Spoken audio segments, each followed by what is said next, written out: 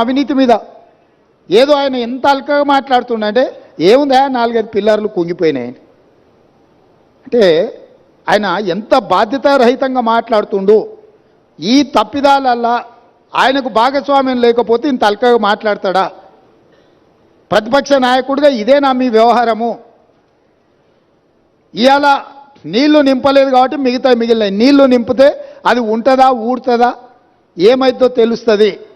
నీళ్లు లేకుంటే మన ఇంటి మీద నీళ్ళ ట్యాంక్ ఉంటే అది ఒకవేళ కారుతుంటే పగిలేటట్టు ఉంటే మనం నీళ్లు తీసేస్తే అది అట్లా కొంతకాలం కనిపిస్తుంది. నీళ్లు నింపితే 2 రోజులకు అది కూలిపోతుంది. సేమ్ ఈరోజు మేడిగడ్డ బ్యారేజ్ కానీ సుందిళ్ళ కానీ అన్నారంలో నీళ్లు నింపలేదు. నీళ్లు నింపితే పెను ప్రమాదం పొంచి ఉన్నది.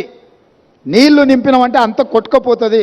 ఈరోజు నీళ్లు లేకుంటే ఎండబెట్టినాం కాబట్టి అది అట్లా నిలబడి ఉన్నది. అది ఏ క్షణమైనా కుప్పగూలడానికి సిద్ధంగా ఉంది. మీరే కళ్ళతో చూసిండ్రు. మేడిగడ్డ